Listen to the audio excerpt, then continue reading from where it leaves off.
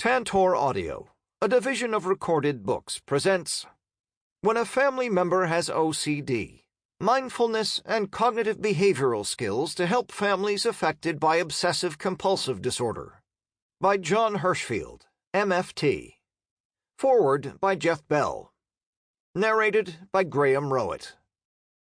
Publisher's Note: this audiobook includes bonus material. Please visit Tantor.com and type "When a Family Member Has OCD" into the search box. Follow the link to the book's page. Then, under the Supplemental Content section, please enter the access code TIPS, and then click the Unlock button to access the bonus material. The code should be entered in all lowercase letters. This publication is designed to provide accurate and authoritative information in regard to the subject matter covered. It is sold with the understanding that the publisher is not engaged in rendering psychological, financial, legal, or other professional services. If expert assistance or counseling is needed, the services of a competent professional should be sought. Forward. It's time for me to do some explaining. Those were the first words I could think to type as I sat at my computer one afternoon in the summer of 1994, beginning what would become a long and rambling letter to my family. Just weeks earlier, I'd learned the cause of my many years of suffering, and I wanted my closest relatives to know what I now knew. I wanted them to understand my often bizarre behaviors. I wanted them to comprehend the full extent of my mental anguish. And I wanted them to appreciate how much work I had ahead of me in recovery. With the help of a stack of books I'd recently devoured, I did my best to offer my family an overview of my new diagnosis: Obsessive-Compulsive Disorder, or OCD. Oh, how I could have used a few copies of When a Family Member Has OCD right then. Years have passed since my first attempt to explain OCD to those who haven't experienced it firsthand. As a mental health advocate, I'd like to think I've gotten better at it. But, truth be told, I still struggle to convey the nuances of this complex, often baffling disorder. So much about OCD is counterintuitive, even paradoxical. Take accommodation, for example. How do we explain to loved ones that their well-intentioned efforts to reassure us may, in fact, further our challenges? Or that by allowing us to avoid our OCD triggers, they are creating an entirely new set of issues? Jon Hershfield gets all this. As an OCD treatment specialist and an OCD survivor, Jon is uniquely qualified to help families understand both the mechanics and the hidden subtleties of this so-called doubting disease. When he first mentioned to me that he was writing this book, I knew Jon would do a terrific job with it. What I couldn't have known then was just how powerful his compilation of facts, insights, and advice would prove to be. By creating a sweeping overview of OCD, from causes to manifestations to treatment strategies, Jon provides families a valuable guide they can turn to again and again. But to this primer, he adds something even more important: a rare behind-the-curtain look at OCD. Through recurring sections he titles "Things You Won't Observe" and "Your Family Member Might Be Concerned That," Jon shares elucidating glimpses of life with OCD from the perspective of those who battle it. Of the many deficiencies in that note I wrote to my family decades ago, none is more glaring than the lack of warning about how tough my OCD battles were going to be on them. OCD takes a huge toll on families. I know this both from my own experience and from my advocacy work. Jon knows this too, and I'm certain that's why he has gone to such great lengths to coach family members through one challenge after another that they're likely to encounter. I wish I could have armed my own loved ones with the compassionate wisdom Jon shares. I take solace in knowing that so many other families will benefit greatly from it. Jeff Bell, author, Rewind, Replay, Repeat, a memoir of obsessive-compulsive disorder. Introduction. Every family is a system of constantly moving parts. When one part of the system changes, it creates change in all the other parts. What this means is that when one family member experiences a mental health challenge, all family members are affected. This doesn't mean that all family members are equally affected, nor are they equally responsible for addressing the effects. However, the presence of obsessive-compulsive disorder, OCD, in any family member automatically becomes a family issue, no matter how hard the person with OCD attempts to isolate herself or shield the ones she loves from her symptoms. OCD is a mental disorder characterized by unwanted thoughts and disruptive rituals. It drives people to behave in ways that often impair their social, academic, and professional functioning. When a family member begins behaving differently because of his OCD, it can create disruption in the family. Therapy appointments may conflict with other family members' activities. Costs of treatment may mean there's less money to spend on other things. Maybe no one can have company over if the person with OCD is having a rough day and doesn't want the extra stimulation. Furthermore, undiagnosed OCD may cause any number of conflicts around misinterpreted behavior and intentions. Every member of the family is affected in some way by the OCD. The amount of attention the disorder demands, interpersonally, financially, and time-wise, can quickly turn the family of a person with OCD into an OCD family. The person with OCD suffers, and the OCD family suffers in different but equally meaningful ways. Yet OCD families that come together to master OCD can develop a loving interconnectedness that shines even brighter than that of families spared such adversity. The aim of this book is to function as a sort of empathy guide. In part, it's devoted to helping you understand your family member in a context that accurately represents what it's like to live with OCD. But knowing isn't really half the battle, as people say. Knowing only gets you to the battlefield. Once you're at the front lines, I hope this book can also provide you with weapons for fighting the suffering that OCD can cause, not only your loved one, but also you and your whole family system. About me. I grew up in an OCD family.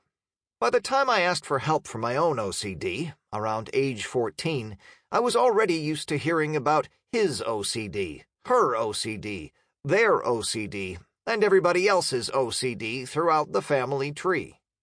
OCD was as common a term as anything else. I was lucky in this regard, in that the sudden barrage of horrible thoughts and the sense that my soul was being crushed every time I couldn't get something just right in my mind really came as no surprise to me. I never thought I was crazy. No one ever called me crazy. Maybe in all the craziness of life, no one even noticed. My father has long practiced psychiatry in a home office that had been built for him out of the side of a barn in rural Maryland.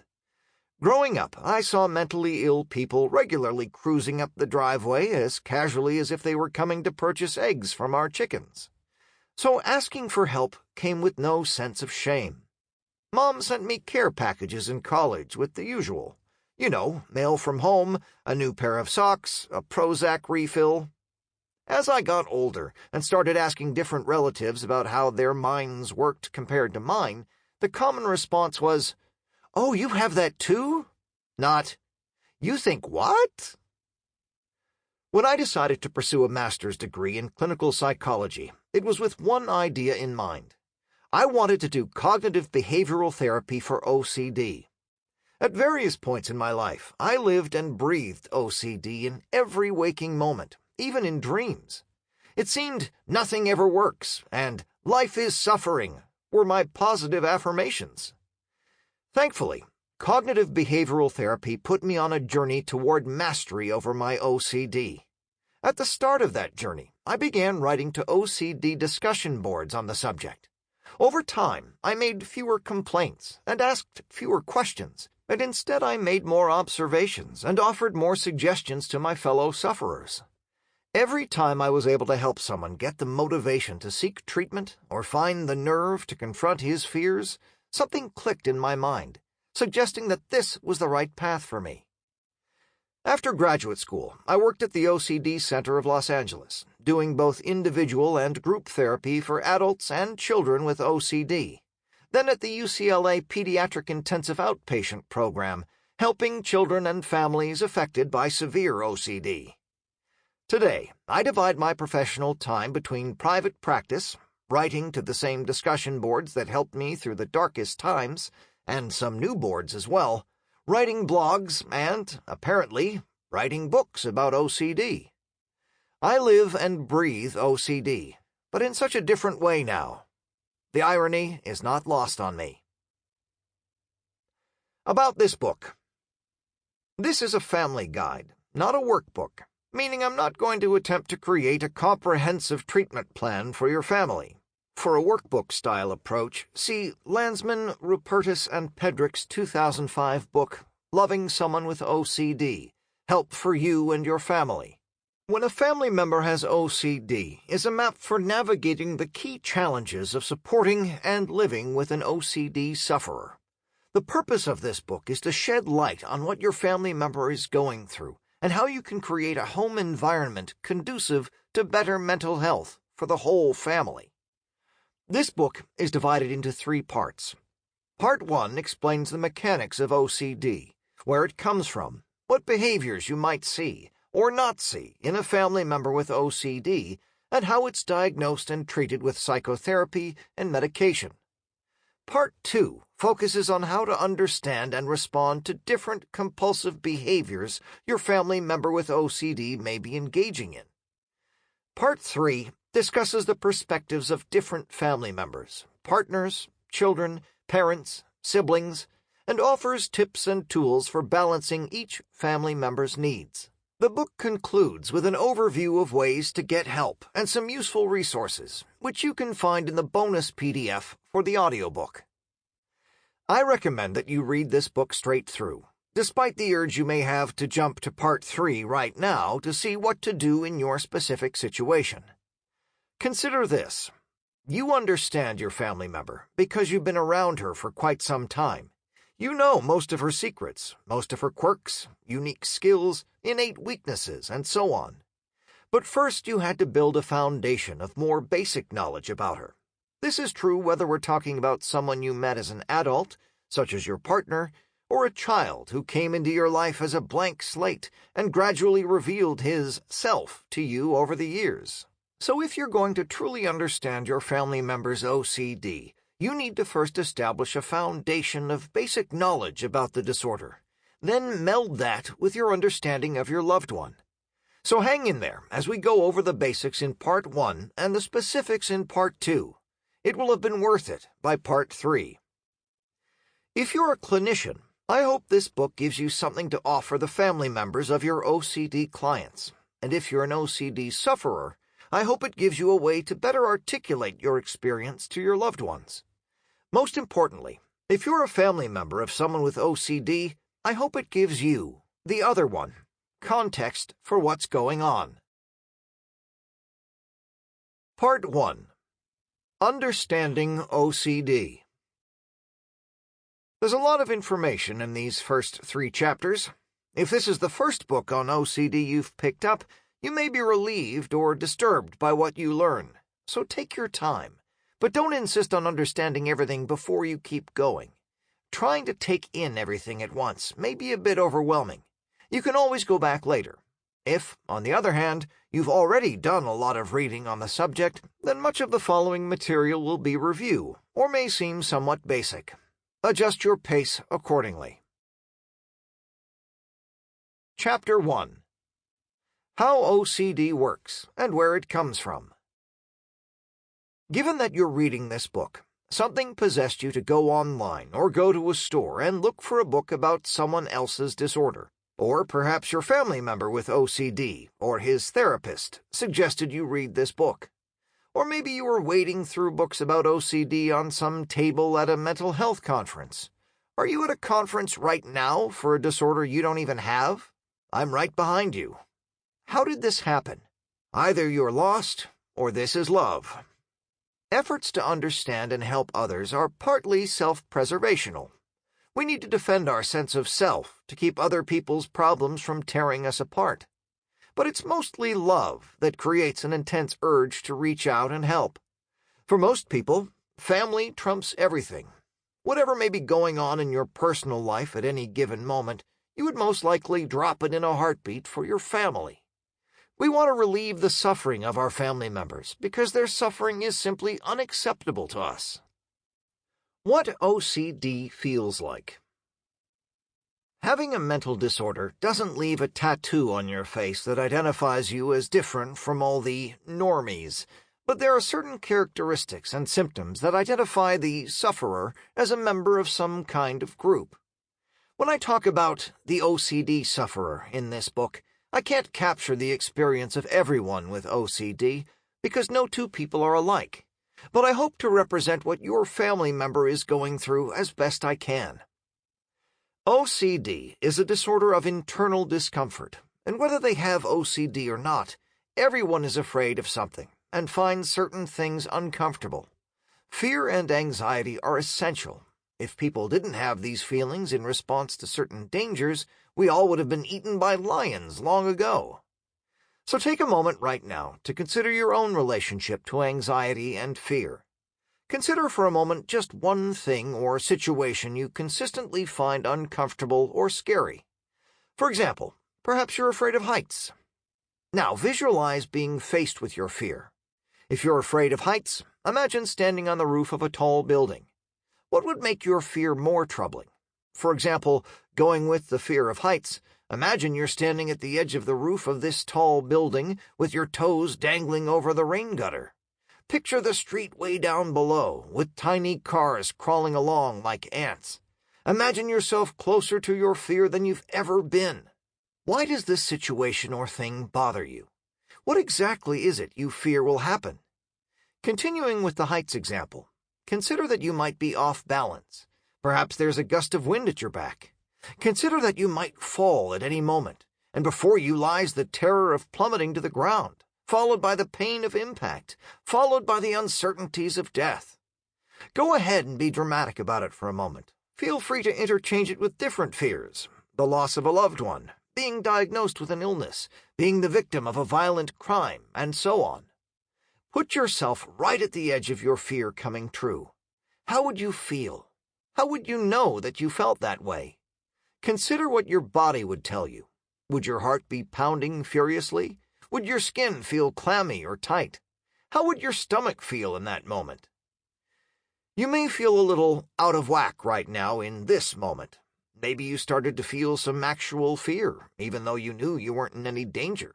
Maybe you were able to briefly trick your mind and your body into believing that your fear trigger was present, that the consequences were real. It didn't matter that you knew it was all in your imagination. It still felt, just for a moment, like the real deal. Consider now that what you may have felt for that moment is what your family member with OCD feels on a regular basis, anywhere from 1 hour a day, the OCD diagnostic minimum, to not just every waking moment, but also in his dreams. OCD 101. OCD is the 4th most common psychiatric disorder and the 10th leading cause of disability in the world. It's found in roughly 2% of the general population worldwide. This percentage may vary based on age, onset, or other demographics across different studies, but generally, if there are 100 people in a room, 2 or 3 of them probably meet the clinical criteria for a diagnosis of OCD. In brief, the Diagnostic and Statistical Manual of Mental Disorders, 5th edition, DSM-5, defines OCD as the presence of obsessions, compulsions, or both, which are time-consuming, more than an hour a day, and not better explained by any other condition. Obsessions are unwanted, intrusive thoughts. They're typically repetitive, disturbing, and ego-dystonic, meaning the thinker may feel that the thought poorly represents his identity. A person can have an unwanted thought about pretty much anything, but the types of thoughts most commonly problematic in OCD tend to fall into a few thematic categories, such as washing, checking, violent thoughts, and sexual themes. In the following chapter, I highlight a few categories that I've seen most frequently in my own practice. Compulsions are physical or mental behaviors that can reduce the discomfort associated with obsessions. Just as all kinds of thoughts might become obsessions, pretty much anything a person can do has the potential to become a compulsion. so long as it's designed to relieve discomfort associated with an obsession. Some of the more common compulsions are excessive or ritualized washing or cleaning, avoidance of things that trigger the obsession, checking, seeking reassurance, mental review and analysis, and thoughtful neutralization, trying to replace unwanted thoughts with wanted thoughts. This back and forth between obsessions and compulsions creates a cycle, a loop of 1. Experiencing discomfort from an unwanted thought, 2. Attempting to reduce the discomfort, then 3. Ultimately engaging in the very behavior that brings the discomfort back. Let's say you become aware of an unwanted thought. My hands might be dirty and I might get sick. Uncertainty over whether this thought is just some random idea or a signal that something bad is about to happen, combined with a belief that dirty hands pose an imminent danger, causes you anxiety or disgust. To relieve this uncomfortable feeling and the sense that a problem has not been properly addressed, you wash your hands. Now, knowing that your hands have been recently washed, you feel more certain that they're clean. Because washing your hands resulted in relief from discomfort, your brain records this behavior, hand washing, as something that should be repeated. This process is called negative reinforcement. The behavior is identified as a good one to repeat because it removed, hence the word negative, a painful experience. That means the next time you think, my hands might be dirty and I might get sick, you'll have a stronger urge to wash your hands. As the connection between the two, the thought about having dirty hands and the action of washing your hands, which removes the discomfort, is consistently reinforced, your brain's demands for certainty about hand cleanliness go up, and it continues to increase the volume of its command, repeat, repeat. The intrusive thoughts about being dirty become more prevalent, more persistent, and more distorted as the compulsions become more complex and demanding, and the associated pain of not knowing whether you're clean gets worse. To understand this concept as applied to other obsessions, consider that any thought, feeling, or physical sensation can be viewed as a contaminant or an intrusion on the mind, and a compulsion is an attempt to cleanse the mind of that intrusion. The OCD mind and the spotlight concept.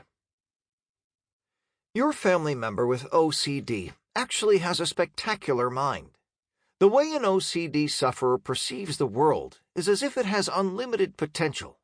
Anything that can be thought of is possible, no matter how unlikely, and this is actually a good thing, sometimes. It fosters ingenuity, creativity, empathy, and a strong sense of humor. But it also comes with a burden, a painful awareness that everything is inherently uncertain, and even the worst events imaginable are possible. Maybe you yourself have a lot of negative what-if thoughts, too. A recent study demonstrated that nearly 94% of the general population across multiple cultures reports the presence of at least one intrusive thought. But OCD sufferers seem to find their thoughts more problematic or more intense and address them differently.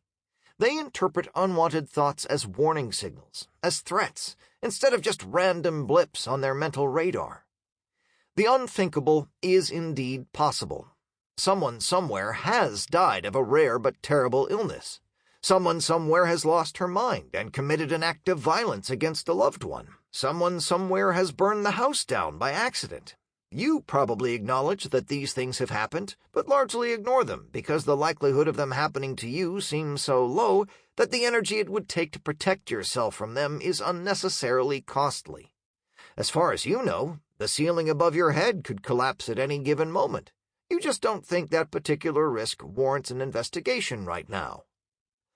Your family member with OCD doesn't feel this way.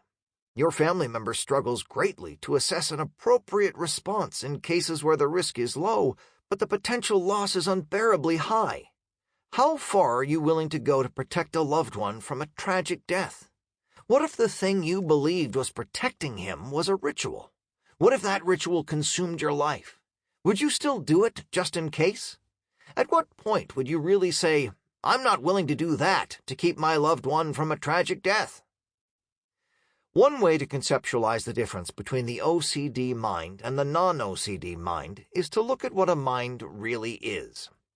A mind, whether we discuss it as an organic part of the brain or as a more abstract or spiritual concept, is basically a tool we use to look at our thoughts and feelings. When someone says he's thinking, what he means is that he's looking at something that's going on inside his head and evaluating it. What he's looking with, or through, is the mind.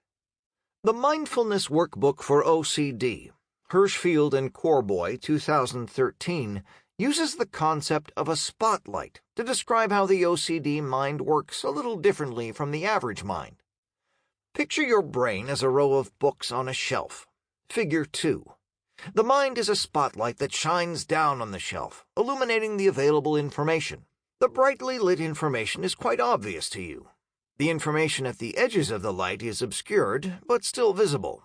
The dark areas are where you go to dig up information on things you don't normally think about, whether positive or negative. Now consider what it would be like if the spotlight of your mind was wider. Figure 3, highlighting more of the available information. This wouldn't mean you were necessarily smarter, just more aware of the information on the fringe of most people's minds. On the positive side, it might help you come up with quick, clever ideas, an ability you've probably noticed in your family member with OCD. On the negative side, the really scary, unpleasant thoughts, the ones in the dark recesses of most people's minds, are as brightly lit as the mundane thoughts in the center of the spotlight. So instead of sounding like a quiet, muffled voice in the back of your mind, an idea like, "What if there's a disease-causing germ on my hands?" seems a legitimate and important question, as relevant as, "Do you see the traffic light ahead is red and not green?" In other words, your family member with OCD notices fringe thoughts differently than you do. Though you and your family member may at times agree that these thoughts are silly or inconsequential, to your family member they're very much in the foreground. The bright lighting creates the illusion that these thoughts are intrinsically valuable, that merely having them is meaningful. This makes it seem terribly irresponsible to shrug them off or to make a simple remark to oneself like, "That was weird," and move on. The issue is one of, how do I know for certain? It may be easy for you to disregard a thought when it's quiet and obscured, but what if the same thought was loud and clear? How would you know it was safe to say, "Oh well," and go back to living your life? This is the perpetual debate inside the mind of your family member with OCD. Who gets OCD and why? There are three main areas of interest when looking at the source of OCD: learned behavior, the brain, neurobiology and neurochemistry, and genetics. Research shows us that all three may play a role in developing and maintaining the disorder, but no single one guarantees someone will have it. Family environment. In terms of learned behavior, we might consider the role of a person's upbringing in how she learned to cope with uncertainty and other areas that are difficult for OCD sufferers. When looking at the research, it's important to remember that when two issues coincide, it doesn't necessarily mean that one issue causes the other. For example, Timpano et al., 2010, found that children whose parents were authoritarian, rigid, rule-oriented, and not very nurturing, were more likely to have OCD symptoms and related beliefs than children whose parents were permissive or authoritative.